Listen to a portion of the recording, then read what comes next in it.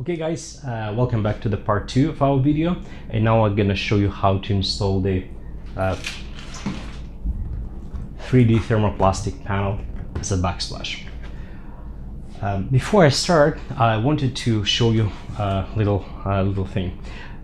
As you can see on this tile, on this particular model, there is a flat edge, and two other ones are short.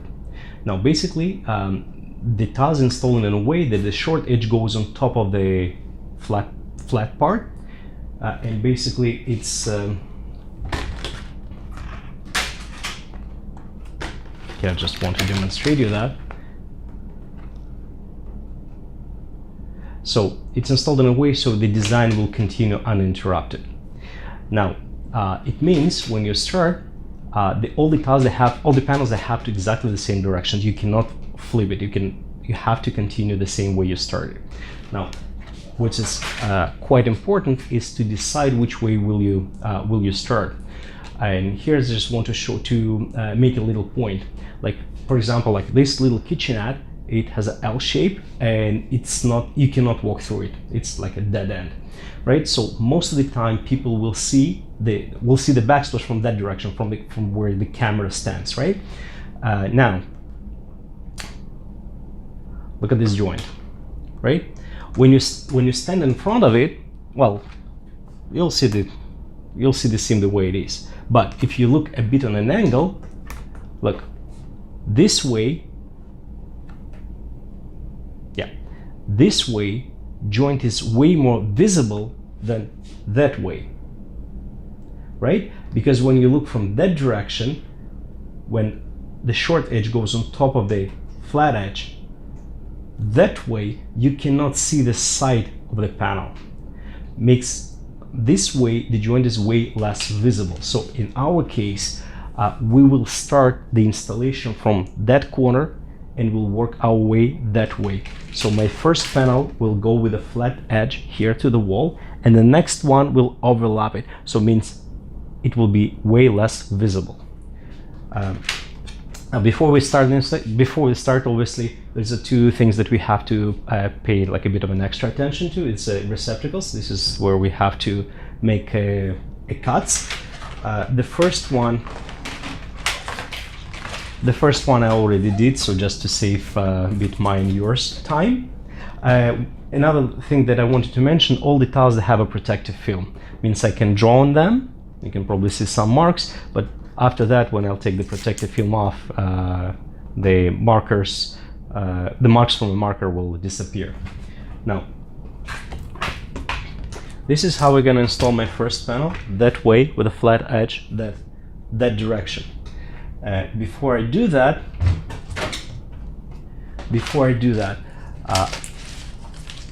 I will also use J-trim. This J-trim will make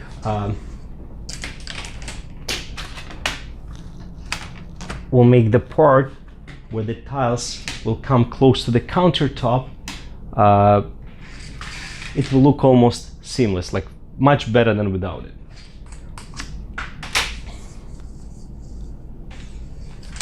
And also, because my panels I'll have to stop them here where my cabinet stops. I don't want you to see, when I put it on the wall, the last piece, I don't want you to see the cut edge of my backsplash. So I will finish everything with a matching J-trim. It will look much better. So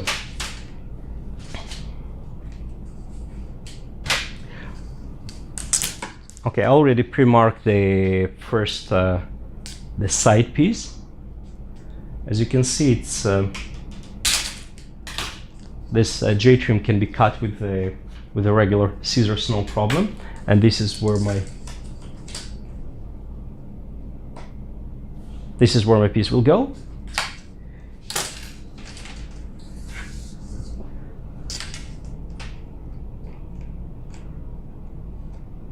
Okay, and before that, I'm gonna install the piece of trim along my countertop at the bottom. Now I can also, it's optional, you can install it also on the top. In our case, it's this part is way less visible than the bottom one. So in order to save time, we're not going to install it here. It's pretty much invisible anyways. Most of the people like way higher than the bottom part of the kitchen cabinet, so not going to see it anyways. So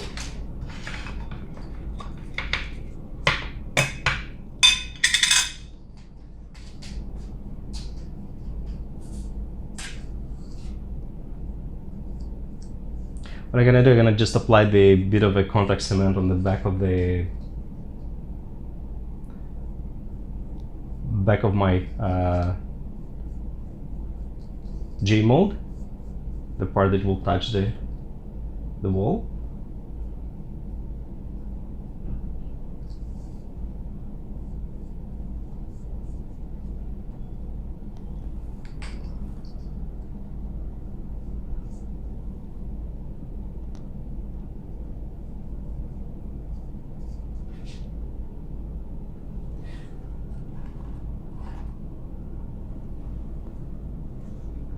And I will also apply a bit of a contact cement on the wall itself.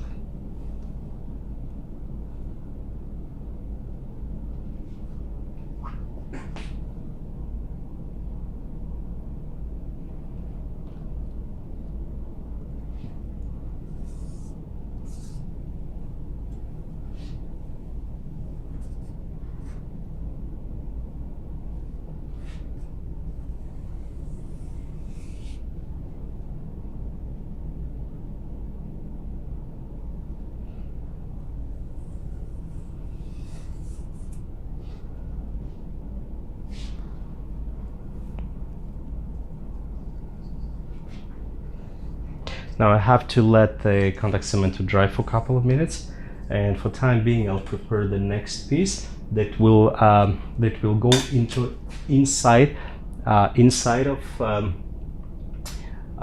we have a J-trim and we have a 90 degrees inside corner, which is already installed. Actually, I use the same one we used before, simply spray painted it to match the new finish.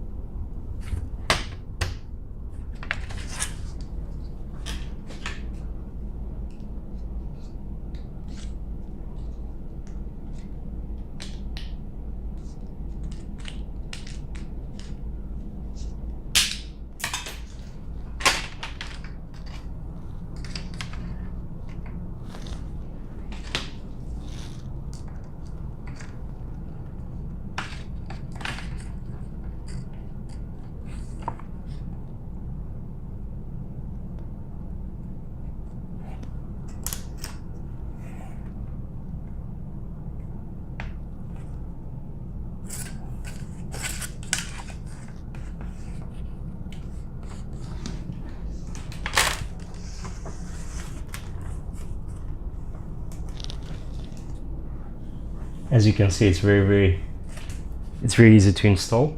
This is my first piece, and now I have to cut the next one.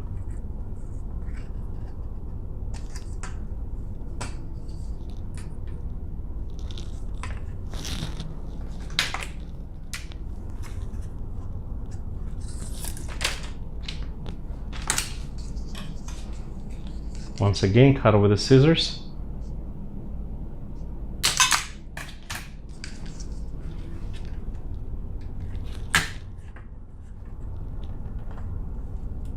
Double check, fits nice.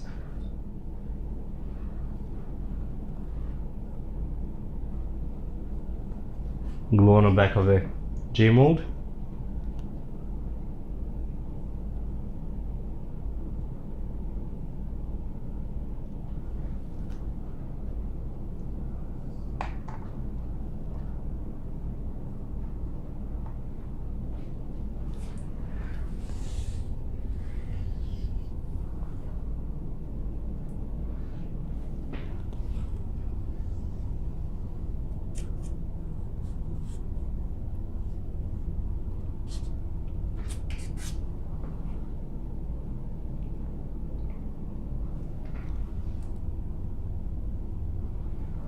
okay.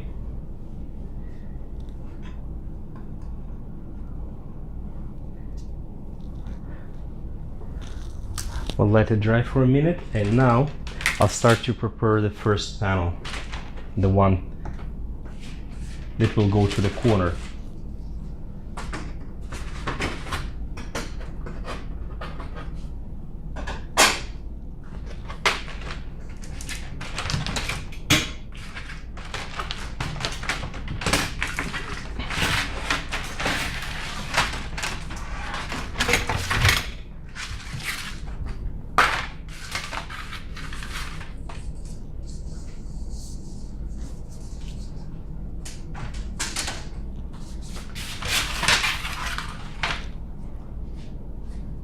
Okay, the glue should be ready for now.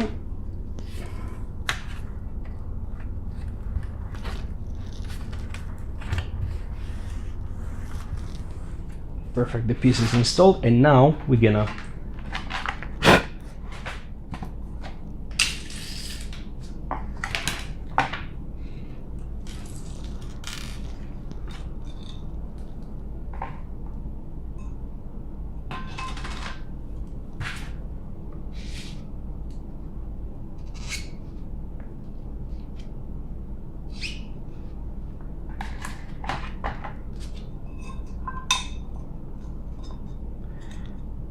now, the contact cement can be applied with a brush.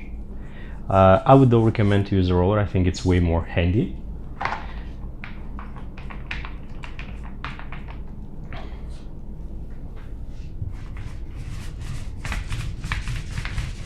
I'm gonna apply it on the wall.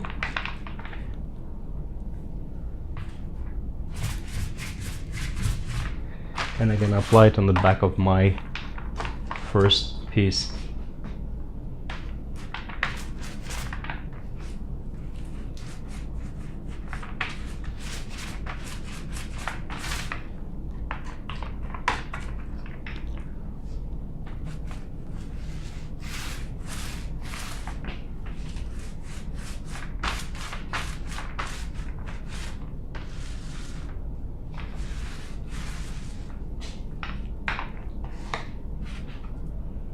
This is pretty much it. This is how the panel looks like when I apply the glue on it. Normally you have to let it dry for 3, 4, 5 minutes. You can see the glue become dull. Like when you apply it, it's wet. After a while it's become dull, just a little bit tacky for the touch. Make sure that we put it in the right direction. In my case, once again, flat edge facing the left side, outside.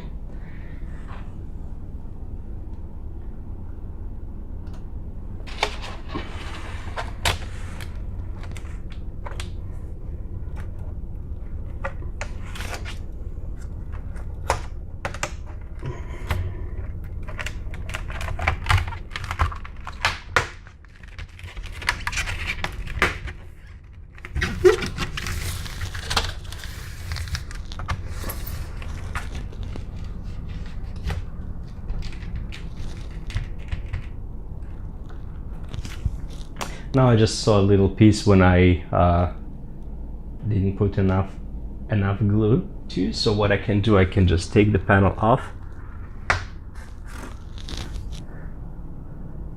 apply more adhesive there. Actually, I can do it with a roller.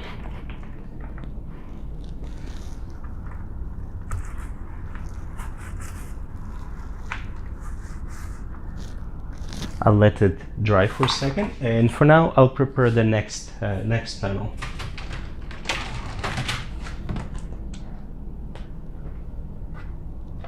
Same thing, just double check it's the right size. Again, one thing to make sure the flat edge still continue to go that way.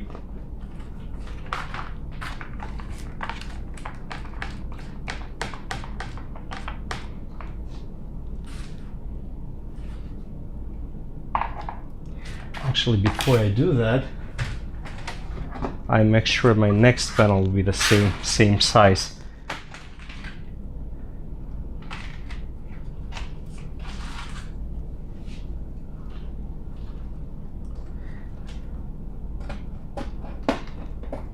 Here you can see how easy it is to cut the entire panel with the scissors.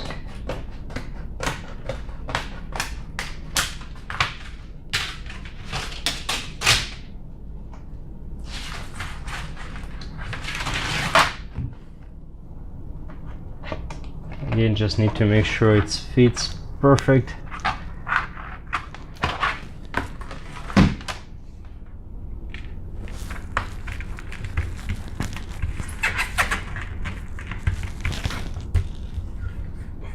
And before I forget, before we apply the next piece, we have to take the protective film, at least from the edge.